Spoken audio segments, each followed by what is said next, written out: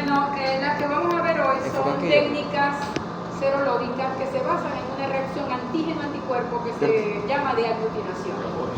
Recuérdense que todas las que vamos a ver son reacciones entre antígenos y anticuerpos. Dale la siguiente. La técnica de aglutinación o la reacción de aglutinación también es una reacción antígeno-anticuerpo, igual que la precipitación. La diferencia está en el estado físico en que está el antígeno.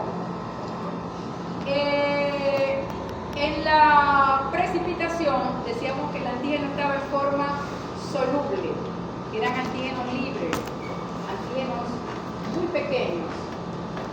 En la aglutinación son antígenos más grandes, son antígenos que se encuentran formando parte de una bacteria, de una célula o incluso de partículas inertes como son partículas de látex. O sea, el antígeno está, vamos a decir, montado.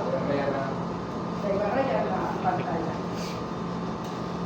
El antígeno, o el epítope antigénico, forma parte de algo mayor. Y por eso es una partícula. Y por eso se habla de antígeno particulado. Y esta es la gran diferencia con las técnicas que están basadas en la precipitación. La precipitación es unión de anticuerpo con antígeno soluble, que muchos lo definen mal porque ustedes ponen unión entre antígeno y anticuerpo soluble. ¿Quién está soluble? ¿El anticuerpo o el antígeno? Cuando me contestan así, los anticuerpos siempre están solubles. Bueno, no siempre, a menos que lo pegue aquí en una partícula de látex. Pero la definición la da el estado físico en la que está el antígeno. Allá eran antígenos en estado soluble, aquí son antígenos que están pegados a una partícula más grande. Una célula, una bacteria o una partícula sintética como son las microesferas de látex. Entonces, cuando anticuerpos específicos se unen a antígenos que están en esta forma, allá se formaban precipitados, aquí se forman aglutinados, es decir, agrupaciones de partículas, agrupaciones de las partículas que contienen el antígeno. Es lo que por eso se llama reacción de aglutinación. Se forman aglutinados que, como ya son células o partículas, se aprecian la mayoría a simple vista, se aprecia la formación de los grupos o de los aglutinados cuando la reacción es positiva. Entonces hay diferentes maneras de definirla. Aquí dice agrupamiento agrupamiento de una suspensión de partículas que contienen el antígeno debido a la reacción entre un antígeno que se pega a la superficie de la misma. Entonces, esta es la célula, estos son los determinantes antigénicos o epítopes, estos son los anticuerpos específicos. Cuando yo mezclo estas dos cosas, el suero que contiene los anticuerpos, sea el suero del paciente o el antisuero que estoy usando en el laboratorio, con las partículas de antígeno, los anticuerpos se van a unir de esta manera y van a formar aglutinados. Para que ocurra la aglutinación, tiene que haber unión de un mismo anticuerpo a dos partículas antigénicas diferentes. Porque si se unen así, para allá, por aquí, si se unen así, no ocurre aglutinación. No se aprecia aglutinación a simple vista. Y uno pudiera dar un falso negativo. Hay reacción antígeno-anticuerpo, pero no estoy viendo la formación de aglutinados. Para que se forme el aglutinado, el anticuerpo tiene que unirse con un brazo. O sea, simultáneamente hay epítopes presentes sobre partículas diferentes. Por supuesto, los epítopes tienen que ser idénticos, ¿verdad? Se tiene que unirse de esta manera. ¿Para qué? Para que haya un agrupamiento de las partículas y yo pueda apreciar a simple vista la formación de grupos cuando veo las dos cosas, la formación de aglutinados. Aquí tiene que ocurrir un agrupamiento, un entrecruzamiento de partículas. el anticuerpo se está uniendo con cada brazo a una partícula diferente. De esa manera es que eso puede ocurrir en el aglutinado. Entonces, por eso es que aquí, al igual que en las reacciones de precipitación, la concentración de antígeno y anticuerpos debe ser respetada por el fabricante del kit de diagnóstico. Ah, no voy a ponerle menos para rendir el antígeno, no. Tiene que tener su proporción adecuada para que ocurra este entrecruzamiento y se forme el aglutinado visible. Dale la siguiente. El anticuerpo campeón aquí para provocar aglutinación son la IgM. Simplemente porque como ella circula en forma de pentámeros, puede unirse simultáneamente a más de 2 partículas. ¿Verdad? En este caso se está uniendo a 3. Aquí son glóbulos rojos. Hay una IgM uniéndose a 3 eritrocitos diferentes. Claro, esto está bien representado en cara, vamos a ver si. Pero fíjense, si ocurre esto, no hay aglutinación. En el caso de la IgG, ella tiene que haber los epítopes lo suficientemente cercanos como para que ella unirse a las 2 simultáneamente. Entonces, esto que está aquí a la derecha, cuando yo mezclo, estas son reacciones que se hacen una gota de esto, mezclo y ya. En un portaobjeto, en una lámina, en una placa. Y se ven a los pocos minutos, se pueden leer. Son reacciones muy rápidas, son sensibles, son específicas. ¿Qué pasa aquí? Esto es cuando yo mezclo ambos reactivos, el que contiene el antígeno y el que contiene el anticuerpo. Si eso permanece en estado homogéneo, aquí no hubo reacción. Negativo. Esto sería negativa. Una reacción negativa, una prueba negativa. La positividad, entonces la van a ver cuando lleguemos a hacer la práctica en el laboratorio. En el laboratorio o aquí en el salón, es lo más probable, por el calor y por el espacio también. Se ve así, la aparición de grumos. Aquí se ve como si fueran fluorescentes, pero no son fluorescentes. Ese es el efecto del videobin ese. Se ve formación de aglutinado o de un puntillado que aquí no se ve, y la reacción es positiva. Puede decir que cambien ese mirror porque me mande para otro salón. Dale la siguiente. Eso es una reacción de aglutinación. Siempre que tengamos antígenos en estado particulado, podemos trabajar con una técnica de aglutinación o una reacción de aglutinación. Entonces, ¿para qué sirve la reacción de aglutinación? ¿Para qué sirve? Sirve para estas 2 cosas que tenemos aquí principalmente. Ahí tomé. Aquí hay otra asistencia. ¿Sí?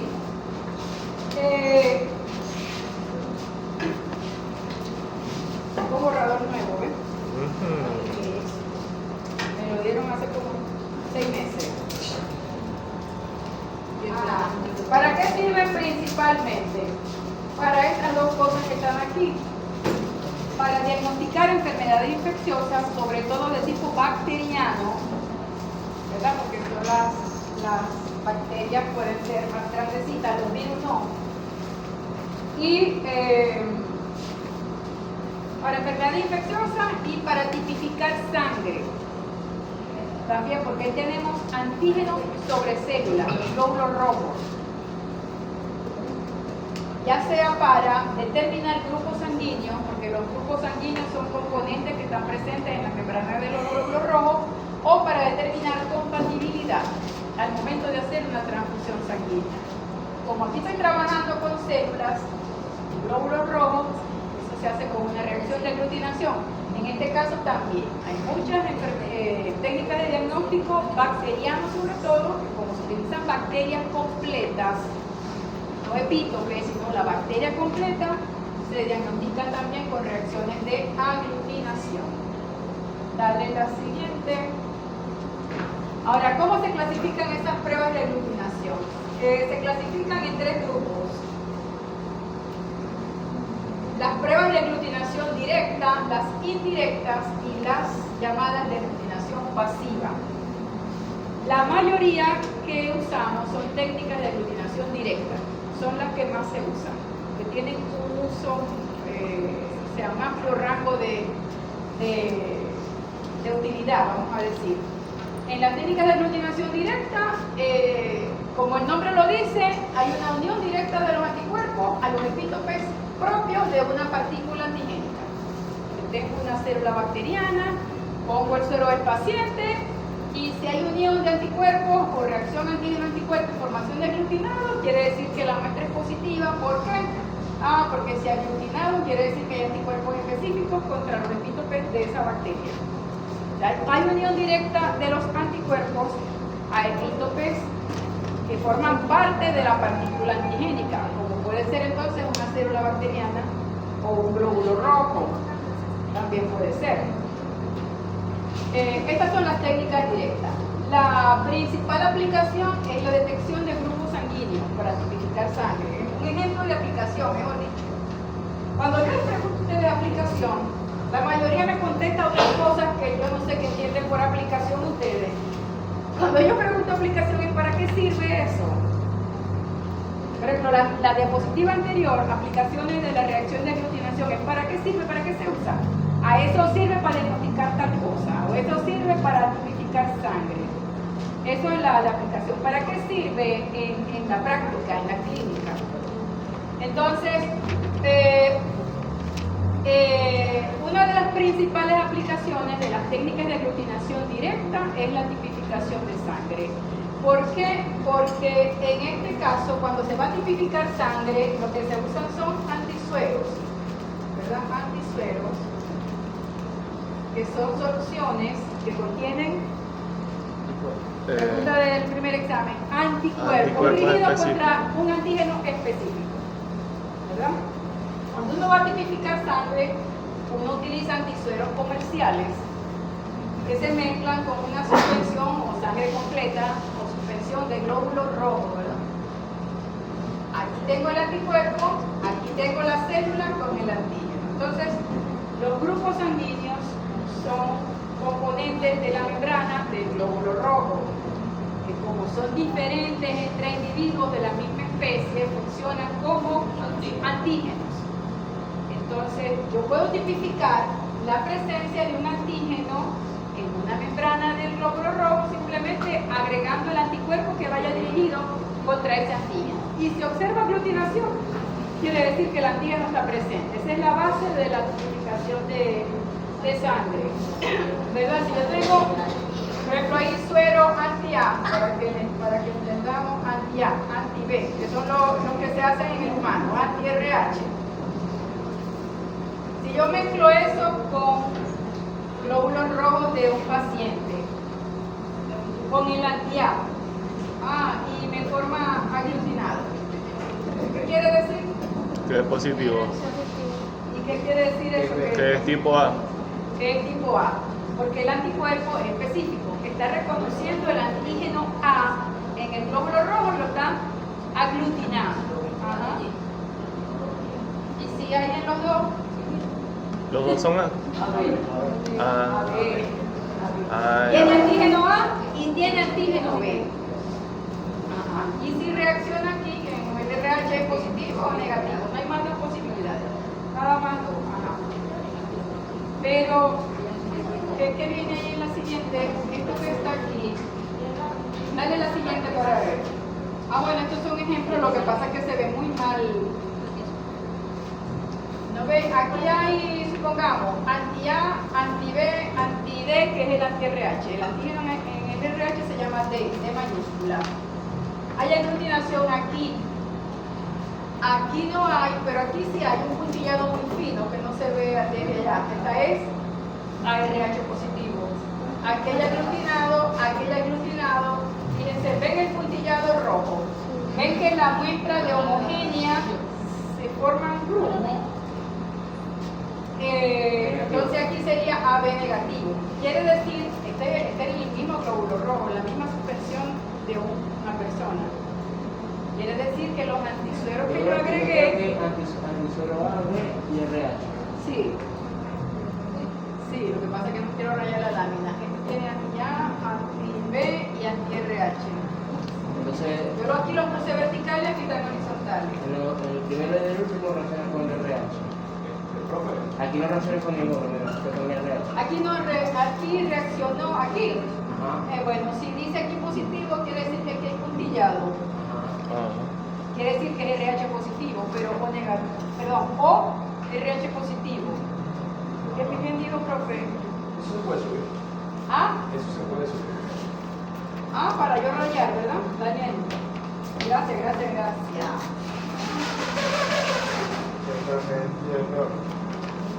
Se ve peor, ¿verdad que sí? Bueno,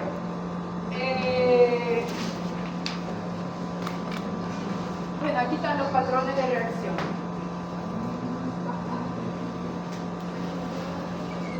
¿Cuál es la lámina que sigue ahí para ver? Adolfo. No, dale la anterior. Ajá, aquí. Hay una cosa que les quiero aquí llamar la atención, porque en el humano existen y en los animales, creo que en los gatos, no me acuerdo. Yo pasé un video. Que hay anticuerpos naturales. Yo pasé un video de estos días por el grupo de los Ajá, pero era un perro. Sí. Pero en nosotros los humanos hay una cosa que se llama anticuerpos naturales. Antes de que pasemos a la otra, anticuerpos naturales. Se llaman naturales porque están presentes sin haber contacto con antígeno, sin haber tenido una sensibilización previa. Y generalmente, ¿qué pasa? Esto ocurre en el sistema ABO, en los humanos y en los grupos sanguíneos de los gatos también. ¿Qué pasa? Que nosotros, cada persona tiene anticuerpos dirigidos contra el grupo sanguíneo que no está en su glóbulo rojo, que no está contra los epítopes que no están presentes en el glóbulo rojo.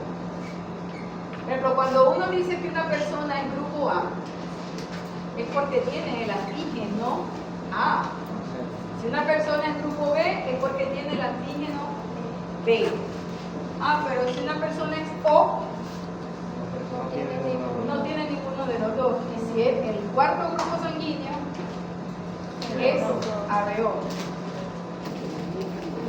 Todas las especies tienen varios sistemas de grupos sanguíneos, que si el bovino tiene 11, que si el equino tiene 8, que si el gato tiene 8, el perro tiene no sé cuánto. En el humano también, en el humano hay 8 o 10 sistemas de grupos sanguíneos. Pero nomás que en el humano nomás que tipificamos el ABO y el RH. De rutina eso es lo que se le hace a todo el mundo. Pero no son los dos únicos sistemas de grupos sanguíneos, hay muchos grupos sanguíneos, entre 8 y 10 en el humano. ¿Por qué hacemos esto? El ABO, por esto. Porque en el ABO existe una cosa que se llama anticuerpos naturales. Y es que cada persona de un grupo X tiene anticuerpos ya preformados en su suero contra el antígeno que no está en su glóbulo rojo. Aquí nada más hay dos antígenos, el A y el B. Pues nada más son dos antígenos. Las personas que somos grupo A tenemos anticuerpos anti-B. Los que son grupo B tienen anticuerpos anti-A. Los O que no tienen antígeno, tienen los dos. Anti-A y anti-B. Y los ABO tienen los dos antígenos y no tienen anticuerpos. Son los receptores universales.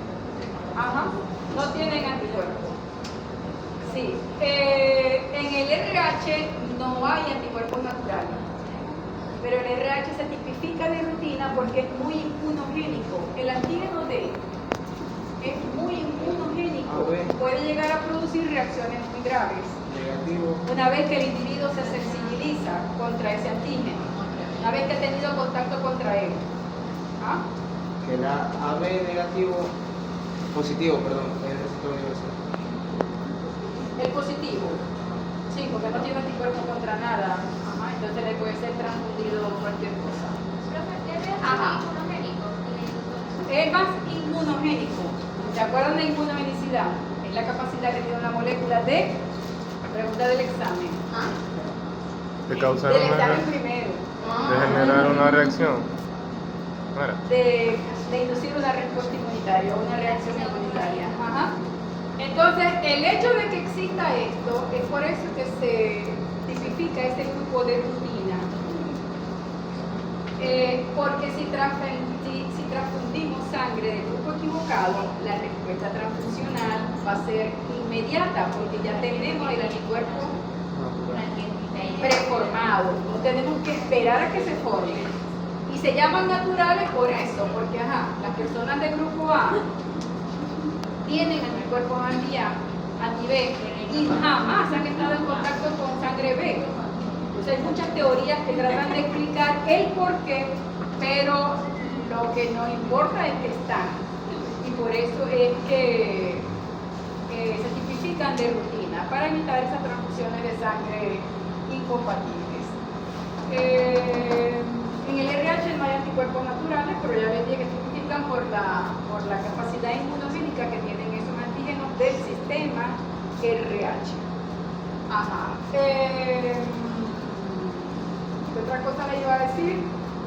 Bueno, en los gatos también se ve, en grupos sanguíneos de ellos también se ve, ay, ¿qué suena? Suena como un ratón. ¿cómo qué? Esto. Ajá, ¿qué más le iba a decir aquí? En los animales, como no es rentable tipificar grupos sanguíneos, Se hace pruebas cruzadas. cuando se va a... ¿Dónde ven ustedes eso? ¿Fisiología? No, No, eso me lo él porque ¿Y dónde verán eso ustedes? Porque aquí yo lo he visto Sabrá como un Dios. ejemplo de reacción de aglutinación. No es que ustedes saben, van a salir de aquí haciendo pruebas. No, yo los estoy dando como un ejemplo de aplicación de la reacción de aglutinación en el diagnóstico. En las especies animales, aunque sí hay kits en algunas especies de determinación de grupo sanguíneo, no se hace de rutina porque no es rentable, sino al momento de hacer una transfusión se hace otra prueba que también está basada en una reacción de aglutinación, que son las pruebas cruzadas, que consisten en mezclar. El suero. Hay dos pruebas, La una llaman mayor y la otra menor. En la prueba cruzada mayor, Se toma el receptor y el donador. suero del receptor más sangre o glóbulos rojos del donante. Y aquí al revés. En la menor es al revés. Sangre o glóbulos rojos. Si no está en un laboratorio donde puede separar los glóbulos rojos. Pero si está en el monte, agarran sangre. ¿Quién va a hacer una transfusión en el monte? Imagínense. Yo hice una, Bueno, si no hay laboratorio, pues Oye, no hay. yo hice una transfusión de sangre. ¿En dónde? En el monte. Mentira, ¿verdad? ¿A quién? El pobre animal sobrevivió. Ah, sí. ¿Y por qué la hiciste? Ay, O sea, yo la hice con el padre mío porque tenía. la hizo tu padre. Sí, ¿Qué tenía? ¿Un perro, un caballo, qué? No, esa era una vaca. No me acuerdo que tenía. Y le hicieron transfusión. anemia. Y le tenía. hicieron pruebas cruzadas. Entonces vos podés explicar aquí lo que son las pruebas cruzadas. En la menor, hicieron así, mayor y menor. Sí, bueno, esa era mayor. Bueno, porque es la más importante. Pero la menor es al revés, sangre del receptor, perdón, sí, del receptor. Ay, ¿cómo sacaste el suero? Este es donante, Con las vainitas esas. sangre del receptor más glóbulos rojos, perdón, suero Sí, del donante. por eso con los donador. tubitos. Se mezcla con un palillo y se espera minutos. Y se lee. En donde haya aglutinación, quiere decir que hubo reacción antígeno-anticuerpo. Eso es lo que indica que haya reacción de aglutinación. Hubo interacción antígeno-anticuerpo. Quiere decir, en ambos casos, si hay reacción aquí y hay reacción aquí, que la transfusión no debería procesarse, ¿verdad? Realizarse, porque quiere decir que hay anticuerpos que pueden provocar una reacción transfusional al momento de hacerla. Esa prueba no la vamos a hacer. ¿Qué es lo que estoy buscando aquí? Vamos a hacerla entre nosotros. Ah, bueno. Ah, profe. Sí, se puede Sí. hacer entre nosotros. Sí se puede. Ajá, pero ¿qué estoy buscando con la prueba cruzada mayor? ¿Qué es lo que yo quiero que ustedes razonen inmunológicamente? ¿Qué estoy descartando aquí? Acuérdense que los anticuerpos son solubles y están en el suero. ¿Qué estoy buscando aquí si tengo suero del receptor? Aquí estoy determinando si el animal receptor tiene anticuerpos preformados contra la sangre que le va a ser donada. Y aquí al revés. Aquí estoy determinando si es el donante quien tiene anticuerpos contra los glóbulos rojos del receptor. Entonces, esto es lo más importante, porque si esto me aglutina, quiere decir que el suero, a ver, porque si no ven esto, cuando estén estudiando y ponen al revés, suero del receptor, porque ¿qué pasa si aglutina? Quiere decir que el receptor tiene anticuerpos contra la sangre del donante, y si yo le dono X cantidad de sangre, si le transfundo, mejor dicho, va a ser peor el remedio que la enfermedad. O sea, vamos a perder la transfusión y encima de eso va a ocasionar toda esa sintomatología y signos que traen consigo la reacción transfusional, ¿verdad? Y la gravedad va a depender de la cantidad de sangre que se le haya pasado. Entonces, bajo ningún concepto puede hacerse una transfusión en donde la prueba cruzada mayor de positiva, porque va a haber destrucción de los glóbulos rojos intravascular. ¿Ya? Intravascular. ¿Por qué mecanismos será? ¿Por qué mecanismos van a ser destruidos los glóbulos rojos? Apoptosis. ¿Ah? ¿El? ¿Cuatro qué? No. Cuando yo transfundo cuando transfundo sangre incompatible, ¿por qué mecanismo va a haber hemólisis? Va a haber destrucción de glóbulos rojos. Si lo acabo de ver, no acabo de dar ahí en el tema de hipersensibilidad. Pues, Son citotóxicos. Citotóxico. Entonces, al ser citotóxico, puedo matar al animal. Sí, pero ¿por qué mecanismo han destruido los glóbulos rojos? Lo vimos en la reacción tipo 2. Hipersensibilidad Tipo 2, la citotóxica. Citotóxica. Va a haber destrucción de los glóbulos rojos por complemento, por oxonización y fagocitosis, por NADCC y NK, porque los anticuerpos se le van a pegar al glóbulo rojo. Eso es un complejo anticuerpo. Ya los glóbulos rojos van a ser destruidos. Y hay hemólisis, la liberación de hemoglobina ocasiona daño en diferentes partes, renal, eso es otra cosa. Ajá. Y aquí es al revés, aquí es el donador quien va a tener anticuerpos contra la sangre del receptor. Esta se dice que es la principal y no debe hacerse. Se dice, no sé si ustedes lo han hecho, yo diría que con ninguna de las dos procede una transfusión, pero hay quienes dicen que si la situación es emergencia y no hay otro donador disponible que pudiera realizarse la transfusión, si aquí da negativo y aquí da positivo, porque la reacción transfusional que se pueda generar aquí es menor que si es allá. La reacción transfusional aquí va a ser menor porque los anticuerpos que puedan pasar del donante hacia el receptor se van a diluir en el volumen sanguíneo del receptor y la reacción transfusional va a ser menor, va a ser tratable, pues.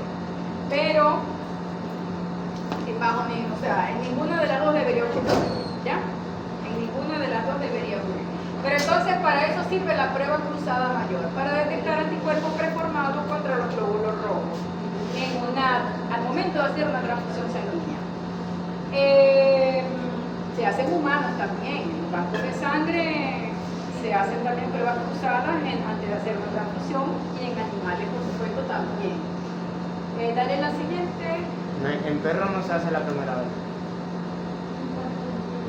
Porque no hay anticuerpos preformados. Ajá. Ah, eso Ese es es el otra cosa, video me acordaste de el video eso. que pasé. Me acordaste de eso. Que esto hay que hacerlo después que se hace una transfusión, esto tiene que hacerlo si son pacientes politransfundidos que tienen que por su condición, enfermedad, van a recibir otra transfusión, otra en el futuro.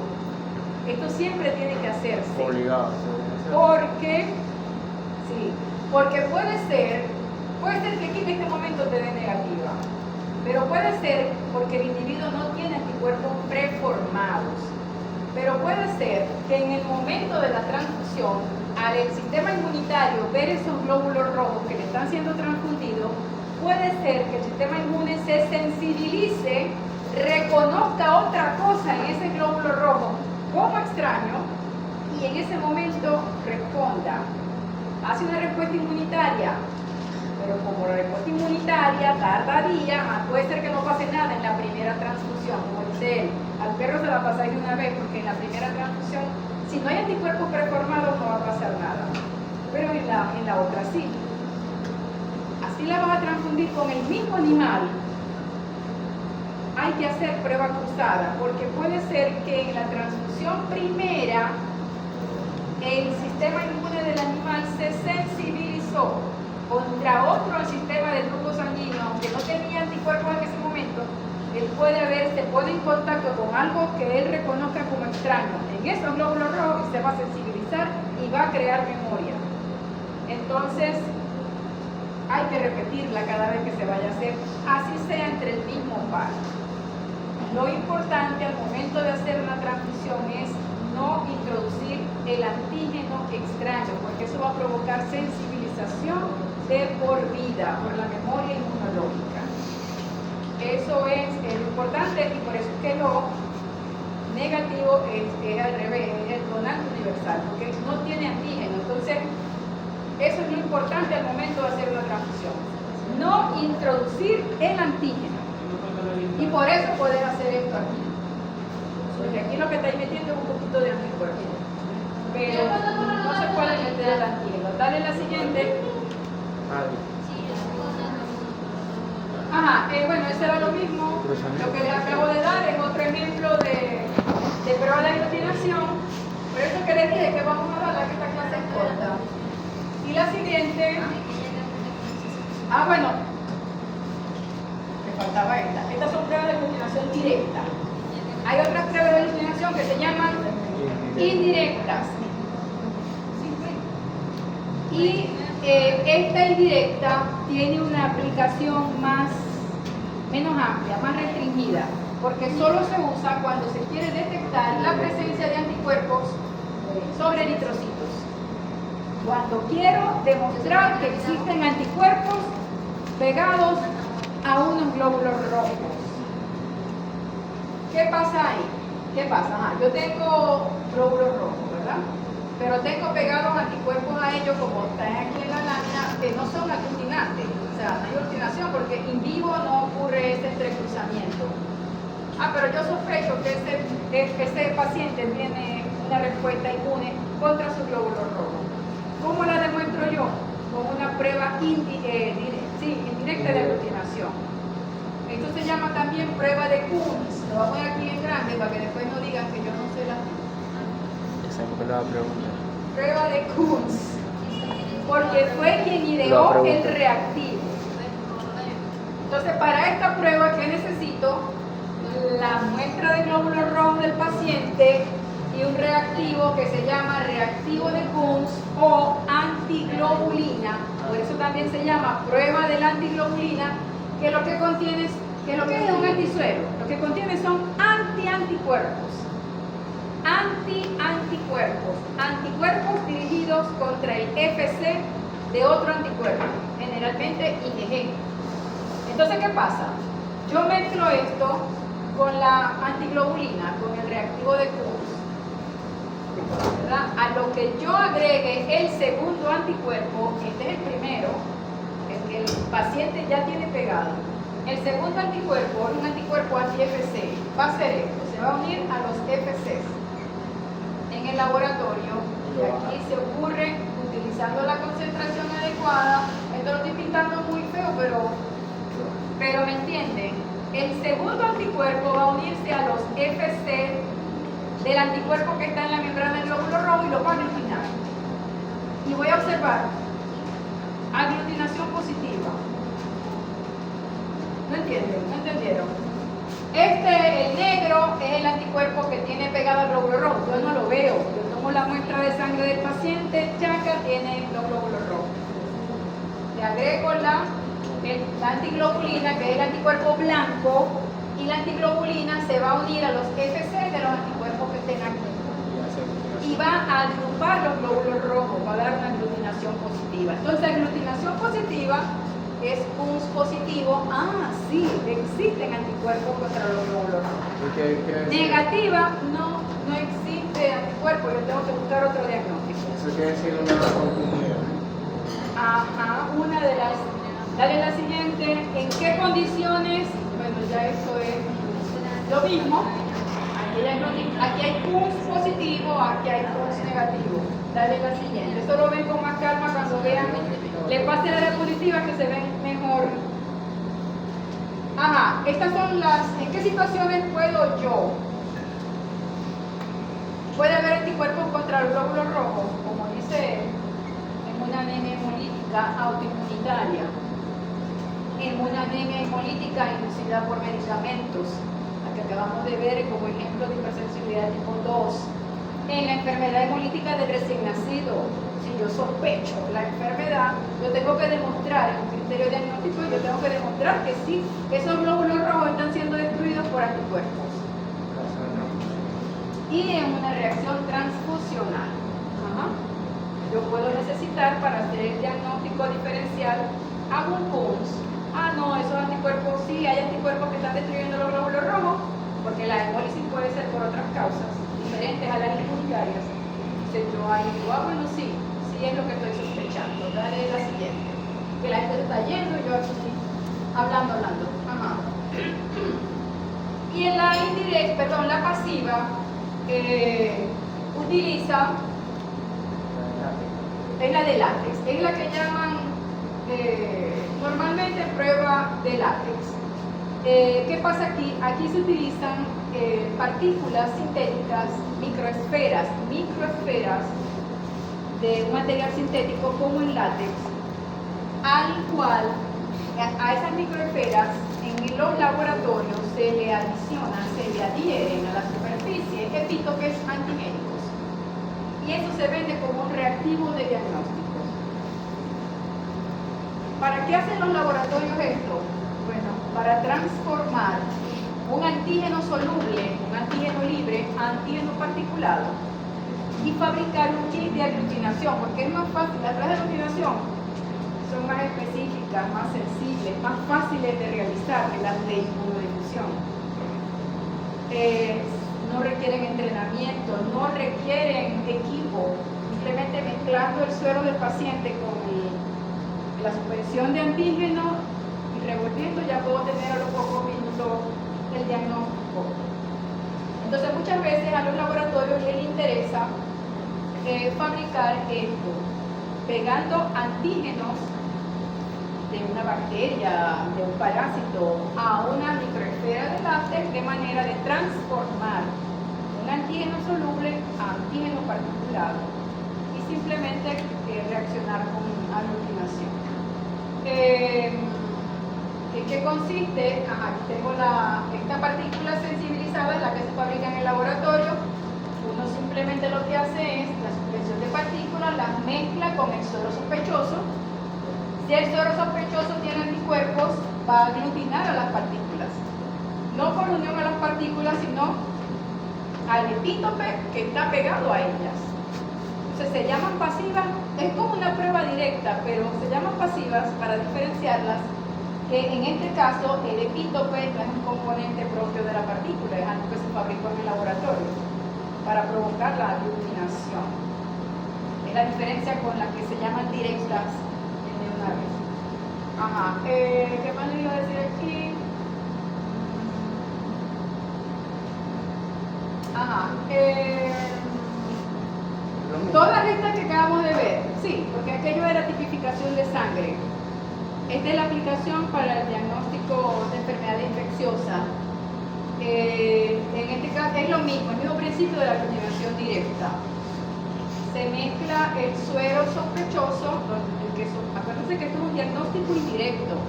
No estamos detectando la bacteria, estamos detectando los anticuerpos. Entonces mezclamos la suspensión bacteriana con el suero del paciente. Si el suero del paciente tiene anticuerpos específicos para los epítopes de la bacteria, las va a aglutinar. Entonces, aglutinación positiva, paciente positivo, porque hubo interacción entre sus anticuerpos y el antígeno que yo coloqué en el laboratorio. ¿Ya? Entonces, el ejemplo aquí es el rosa de Bengala. Estas pruebas generalmente las bacterias vienen coloreadas para facilitar la visualización de los aglutinados. Con los glóbulos rojos no hace falta porque son rojos. Pero en general estas vienen igual que con las microesferas de látex. Generalmente vienen coloreadas es para uno facilitarle ver la formación de grumos cuando la prueba es positiva. Cuando permanece homogénea es negativa. Todas estas que estamos viendo son pruebas de aglutinación macroscópica, pero también hay aglutinación microscópica como la de lectospira. La de lectospira también es de aglutinación, pero es microscópica. Hay que observar la aglutinación al microscopio. Yo creo que esta era la última. Entonces de esta es que vamos a tratar de hacer la pequeña práctica, la pequeña demostración. Utilizando el antígeno de rosa de Bengala, aquí son bacterias completas. El antígeno está formado por células bacterianas completas, por supuesto inactivadas. Pero que son coloreadas y por eso se llama rosa de Bengala, porque el colorante se llama así. Entonces, bacterias completas con anticuerpos del paciente van a formar aglutinados o grumos para dar positividad o negatividad